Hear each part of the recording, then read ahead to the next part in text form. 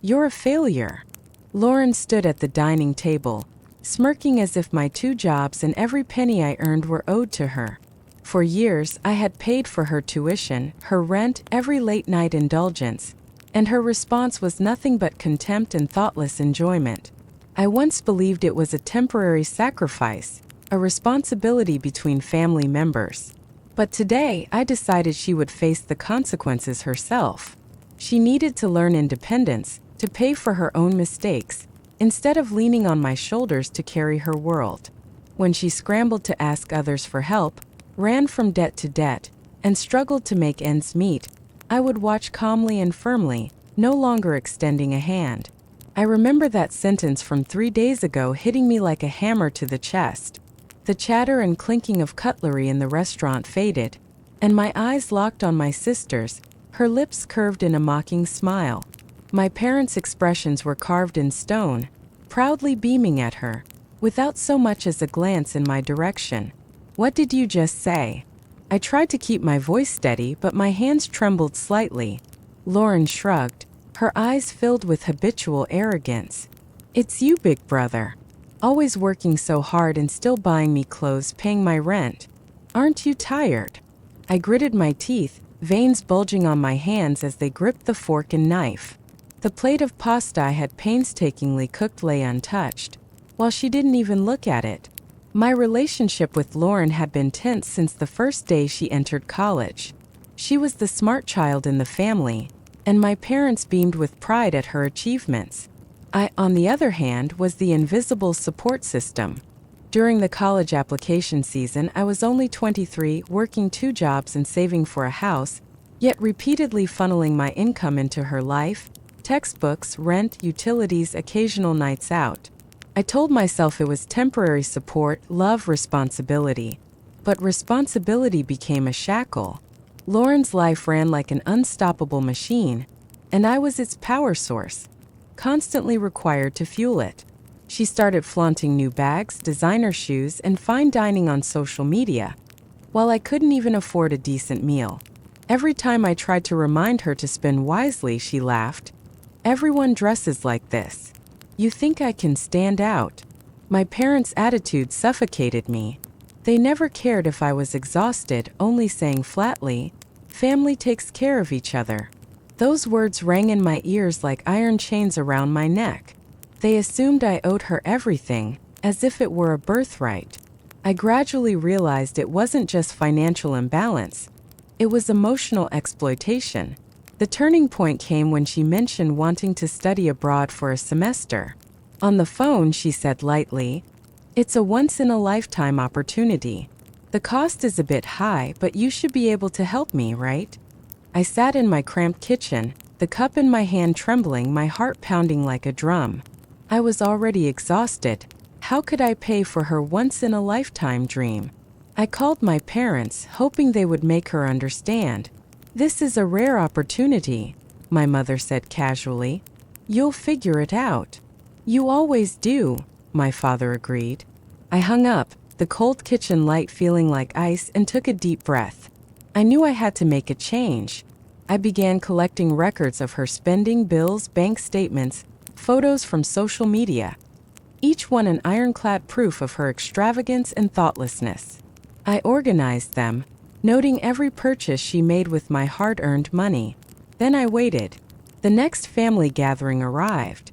At the dining table, I quietly watched Lauren, still seated like a queen in the center, with our parents fawning over her, afraid she might lack attention.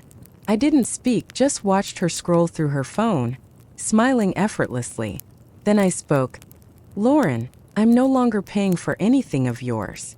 The room fell silent. The clink of cutlery sounded distant, echoing unnaturally. She froze, lips trembling. You're insane. How could you do this?" I clenched my fists, my voice cold. "Not insane, just finally realizing my life shouldn't stop for you." I then executed a series of calm, precise actions. First, I stopped all financial transfers, rent, utilities, credit card bills.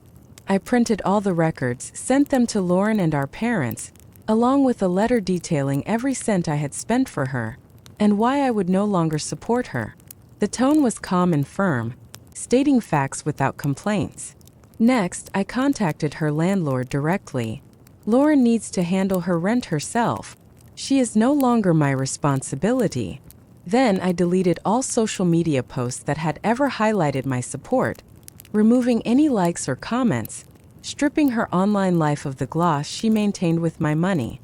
She panicked. First came texts. "You can't do this. I'll lose my apartment." I replied, "Then handle it yourself." She tried threats over the phone. "If you do this, I'll tell mom and dad you're selfish." I remained calm. Facts are facts. You spent my money. I'm not a bank, nor your life insurance. Soon my parents got involved, angry, urging me to continue paying, claiming Lauren needed it, and that I didn't understand family. I laid all the bills before them, explaining point by point. "You've been enabling her. Now that there's a problem, you face the consequences." They went silent. Past accusations and lectures had no defense against facts. I stayed calm, watching their anger dissolve into speechlessness. Lauren's social circle began to crumble. Her friends, who had once joined her in lavish dinners, gradually distanced themselves when they realized she could no longer pay. Even her GoFundMe attempts had minimal support. Few understood her real situation. The climax came on a rainy night. Lauren showed up at my apartment, soaked, desperate, like a child beaten by wind and rain. "You can't just leave me like this," she cried. I stood in the doorway, quiet, my voice firm.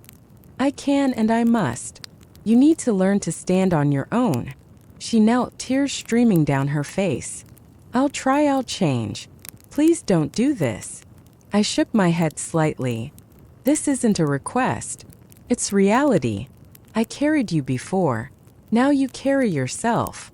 She rose, trembling, eyes wide with fear and disbelief. First time without the safety net of me. Days later, I learned she had maxed out credit cards, fallen behind on rent, and moved back in with our parents, but they no longer involved me. She found part-time work and faced a frugal, harsh reality. Other family members began to see that her behavior was not accidental, but a result of long-term enabling. I didn't boast or celebrate. I simply continued my life, focusing on my career and future. Eventually, I moved into my own home, stable, no longer funding anyone else's luxury. Lauren and my parents remained in tension. She slowly realized her era of entitlement was over. And I, for the first time, felt the power of control over my own life, free from resentment, with clear boundaries and calm triumph. Looking back at that first sentence, "You're a failure," I realized now I wasn't the failure.